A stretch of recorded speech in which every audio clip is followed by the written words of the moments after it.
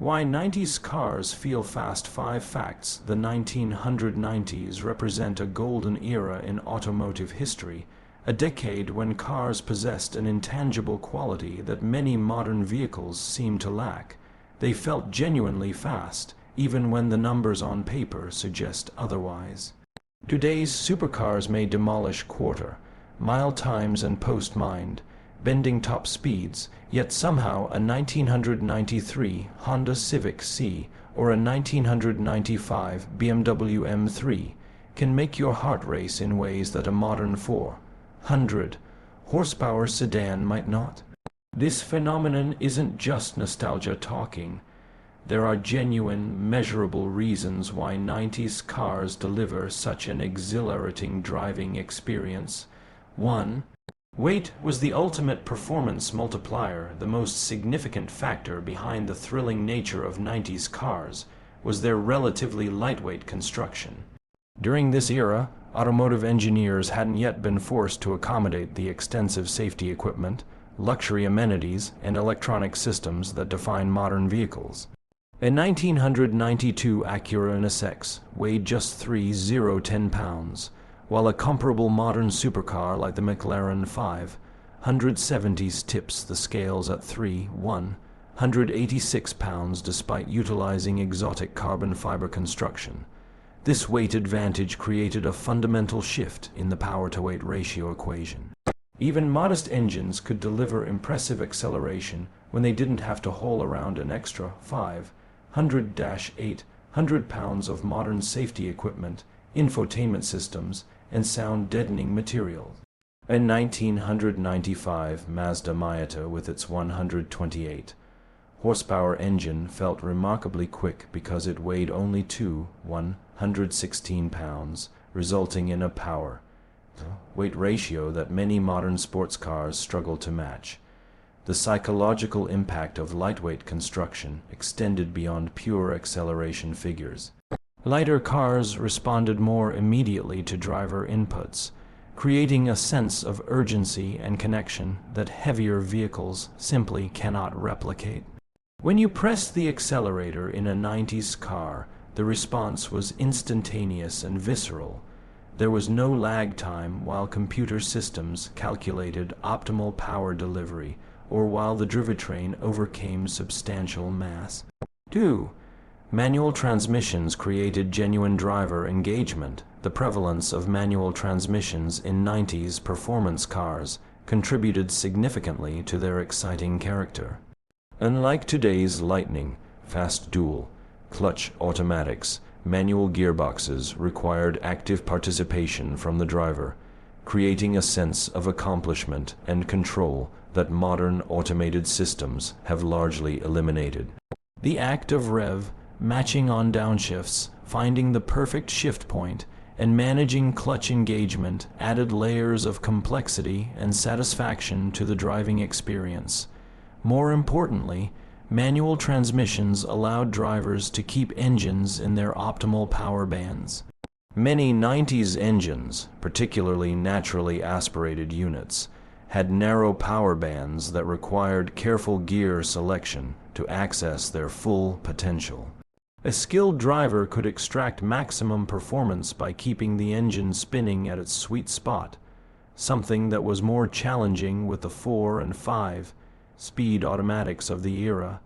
The mechanical connection between driver and drivetrain also enhanced the sensation of speed. Every gear change was a tactile reminder of the forces at play, and the direct relationship between pedal input and vehicle response made modest power figures feel more substantial. When you rode through the gears in a 1991 CRX-C, you were actively participating in the acceleration process rather than simply requesting it from a computer. 3. Naturally aspirated engines delivered linear, predictable power. The engine technology of the 1990s favored naturally aspirated designs that delivered power in a linear, progressive manner. Unlike modern turbocharged engines that can feel disconnected due to turbo lag followed by sudden power surges, 90s engines responded proportionally to throttle input. This predictable power delivery created a sense of control and connection that made drivers feel more confident pushing their cars to the limit. High, revving naturally aspirated engines also provided an auditory and tactile experience that enhanced the perception of speed. The sound of a Honda VTEC engine climbing toward its 8.000 RPM redline or a BMW inline 6 wailing toward 7.000 RPM created an emotional connection that modern muted, turbocharged units often lack. The engine note served as an accurate speedometer.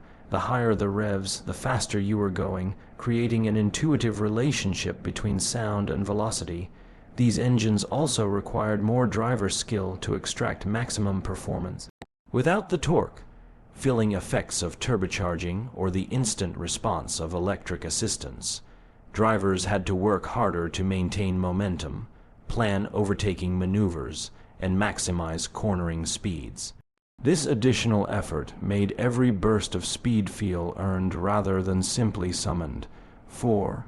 Minimalist interiors amplified the sensory experience. The sparse, functional interiors of 90s performance cars contributed significantly to their exciting character by eliminating barriers between driver and machine.